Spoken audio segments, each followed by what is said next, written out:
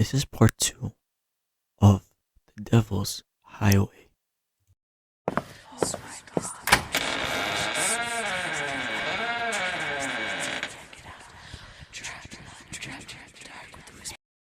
We braced for impact, and then, just before we collided, the black sedan vanished.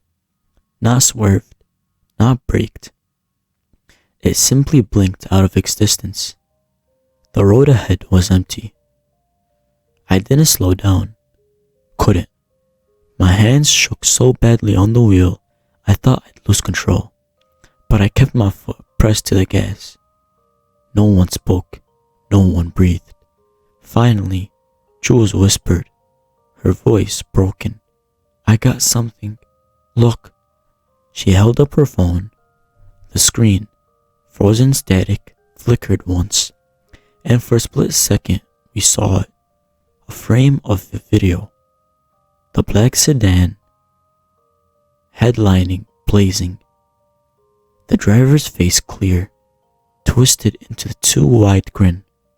But behind him in the back seat were shapes, dozens of them.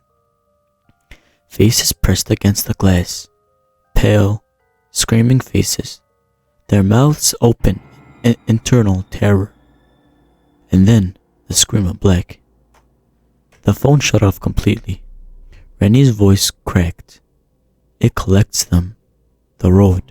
It collects souls. None of us argued. None of us laughed.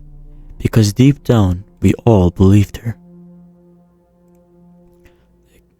The Explorer groaned beneath us, its frame rattling like it might shake apart. I didn't dare slow down. My knuckles were white on the wheel, sweat dripping down my arms, but I kept us moving.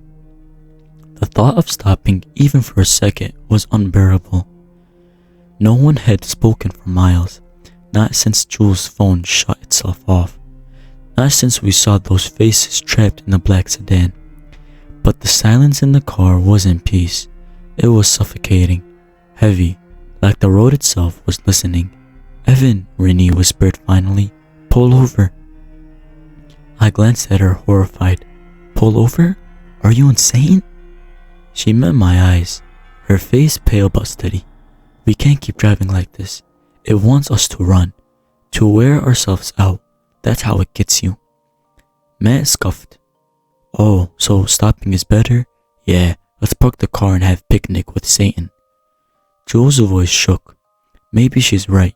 My phone's dead. We don't have much gas we've burnt. What if we run out here? The thought hadn't crossed my mind until then, and it sent a chill straight down my spine. I glanced at the gallon. Half a tank. It should have been fine, but I could have swore it was dropping faster than it should. I gritted my teeth.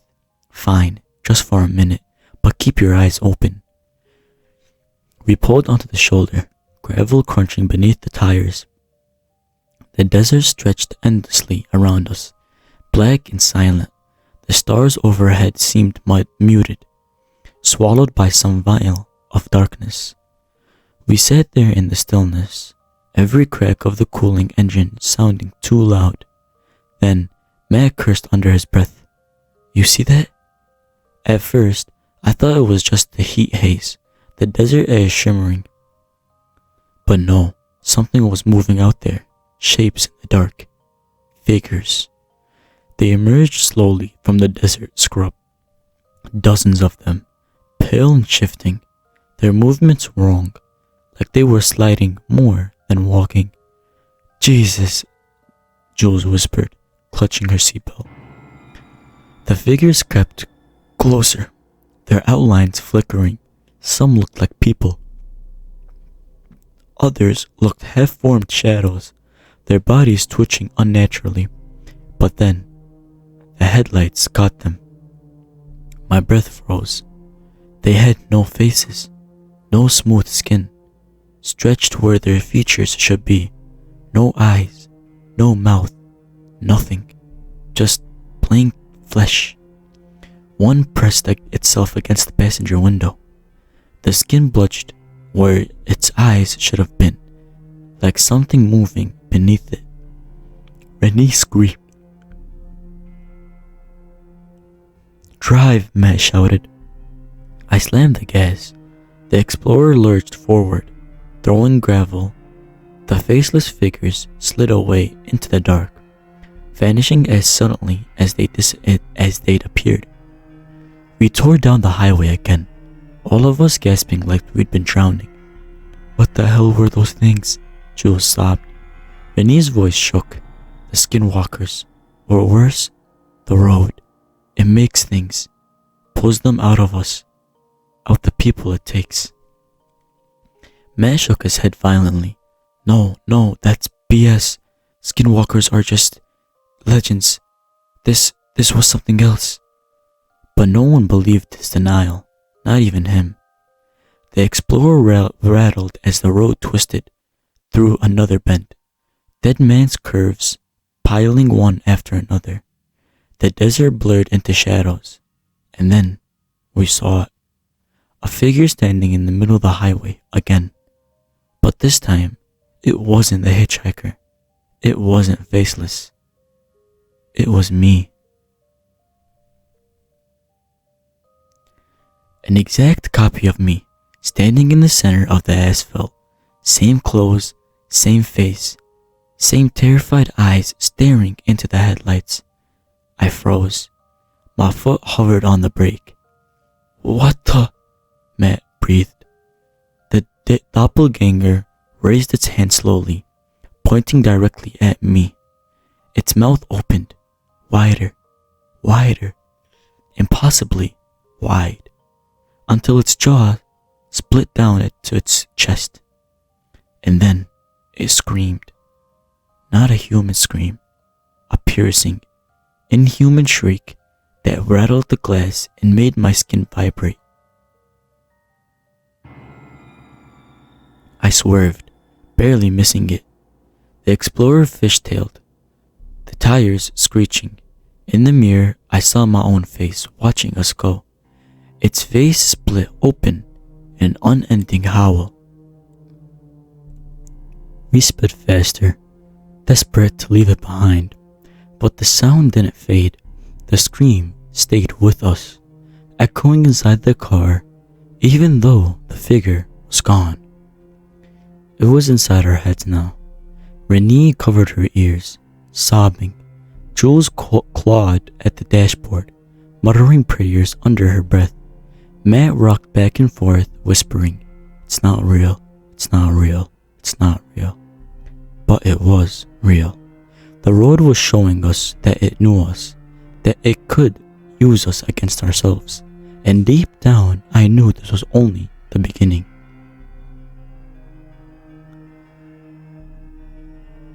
The scream was still with us, even after the doppelganger vanished. It clung like a ringing in our ears, vibrating in our skulls. Every word we spoke felt muffled beneath it. "Evan," Renee said softly, "look," like she was afraid to break the air. What if it doesn't stop? What if it stays with us forever?" I didn't answer. Couldn't. My mind was locked on the road. The endless black ribbon cutting through the desert. Not end. Not towns. Not even another sign. Then, Matt sniffed in the passenger seat. "Did you hear that?" At first, I thought he meant to scream. Then, I caught it too. Beneath the hum in our heads, beneath the rumble of the engine, a growl. Low, guttural, vibrating through the tires. Jules pressed her face to the window. "Something's out there." The headlights stretched across the desert scrub. Shadows darted alongside us. Fast, too fast. Then, one broke into the light. It was a dog, or it had been once. Its body was stretched, skin hanging loose over the ring bones. Its eyes glowed like coals, and its mouth was lined with jagged, broken teeth. Foam sprayed from its mouth as it bounded alongside the car, faster than should have been possible. "Hellhound," Renee whispered. More appeared, half a dozen, spilling from the darkness, keeping pace with us. Their growls shook the earth, their claws tearing up the asphalt as they clung closer. One leapt at the explorer, slamming against the side. The metal groaned, the window spider-webbing with cracks. Jules screamed. "Gun!" Matt shouted.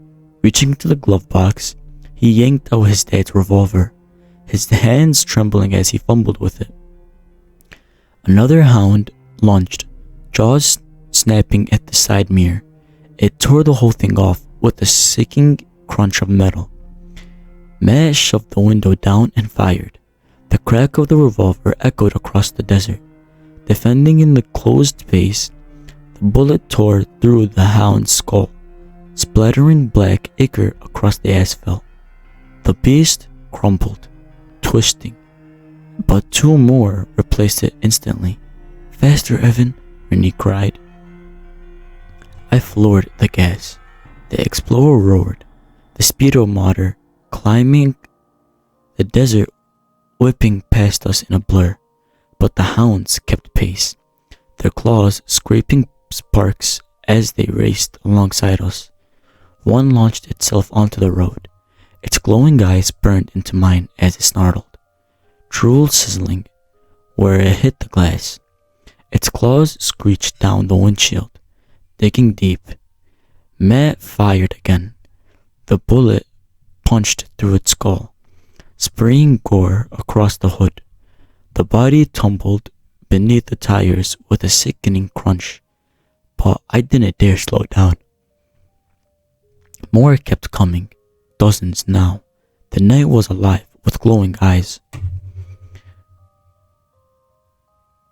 snapping jaws, the thunder of claws and pavement. "This isn't possible," Jules sobbed, clutching her knees. "We can't outrun them." Then, the headlights caught something up ahead. A carcass. A massive, rotting steer lay sprawled across the road, bloated and split open, its entrails splitting across the asphalt. I yanked the wheel. The Explorer swerved violently, nearly flipping, but we missed it by inches. The hounds tore through the carcass, ripping at the flesh, shrieking in frenzy as they fought each other for pieces. For a moment, they forgot us. I didn't waste it. I slammed the gas harder, pushing the Explorer past 90, 100, praying the engine wouldn't give out. The desert went quiet again, but only for a moment. From behind us came the sound of hundreds of paws pounding the earth, the stampede of snarls and growls. "They're not done," Renee whispered, tears streaking her cheeks. Then we saw them in the rear view. Eyes, hundreds of glowing eyes, swarming out at the desert like fireflies, charging after us. Matt's hands shook as he reloaded the revolver. "We can't fight that many. We can't." But then, something happened. The hounds slowed. One by one, they stopped, growling, pacing, watching us from the roadside. The herd broke apart, retreating into the shadows. "What the hell?" Jules whispered. I didn't trust it, didn't slow, but the hounds didn't follow. They sat just beyond the reach of the headlights, growling low, their eyes burning holes into us. Renee's hand trembled as she gripped my arm. "They're not hunting us no more." "Then what?" I asked. Her lips quivered. "They're hurting us." And I realized she was right. The hounds weren't chasing us to kill us. They were driving us forward, deeper into the highway, exactly where it wanted us to go.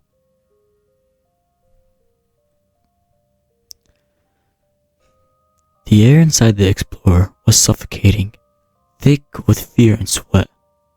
Nobody spoke for a long time. The engine hummed. The tires roared against the asphalt. But even that noise felt fragile, like the silence was waiting to crush it. We'd left the hellhounds behind, but Renee was right. They hadn't gave up. They'd push us, and the road still stretched endlessly forward, mile after mile with no signs of civilization. No towns, no gas stations, not even a billboard. Just the devil's highway, cutting through the desert like a scar. Jules finally broke the silence. Her voice was small, childlike. I don't think this road never ends. I wanted to tell her she was wrong, that we'd make it through. That there had to be an off-ramp eventually, but the words wouldn't come, because I wasn't sure anymore. Matt shifted in the passenger seat, fidgeting with the revolver. I swear to God, I'm seeing headlights. I frowned. Where?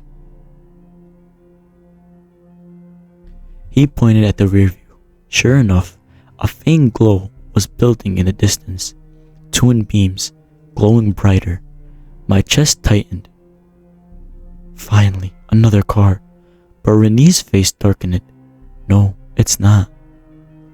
The lights grew larger, blinding, flooding the inside of the Explorer. The rumble of the massive engine followed, deep and unnatural. It was a semi. A towering 18-wheeler, black as oil, bearing down on us fast. Matt twisted in his seat. He's going to hit us. I slammed the gas. The Explorer roared, the needle climbing, but the semi matched our speed easily, closing the distance. Its horn blared, a deafening, bone-shaking roar that rattled the glass and made my chest ache. Jules covered her ears, screaming. The semi rammed us.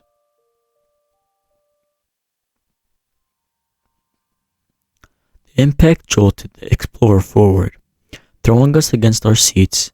Metal screamed, the rear bumper buckling, sparkles splitting into the night. I fought the wheel, keeping us steady, but the semi rammed us again and again, each hit harder than the last, trying to shove us from off the road. Matt fired out the back window. The revolver cracked.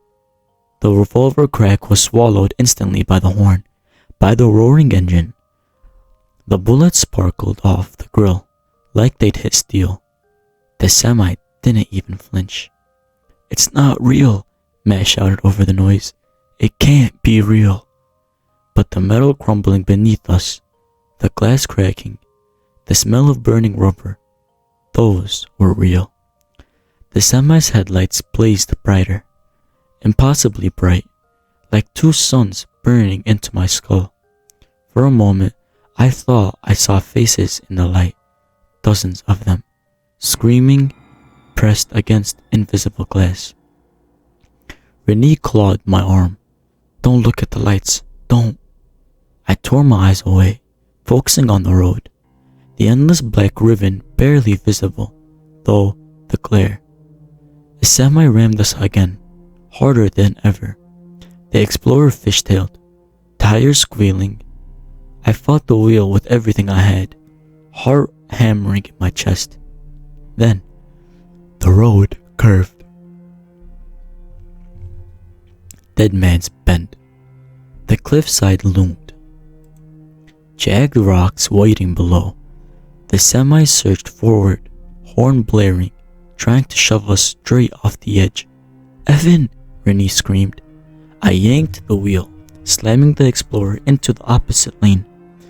The semi blared past us, missing by inches, its horn bellowing as it roared around the bend. But it didn't turn. It kept going, straight off the cliff. The lights vanished into the darkness. For a second, silence.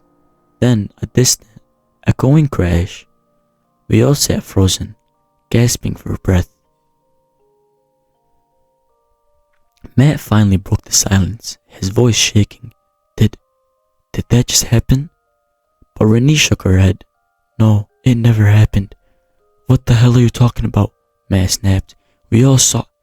People say, Renee whispered, there's a phantom semi on this road.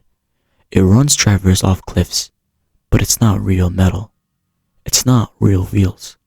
It's the road, a trap, an echo, and once it gets to you, you don't come back. Nobody argued, because as the bend straightened out and the desert opened again, we saw the road ahead. The semi was waiting for us, perfectly intact, no dents, no scratches. Its headlights blazed, its horn roared, and it blared straight towards us head on.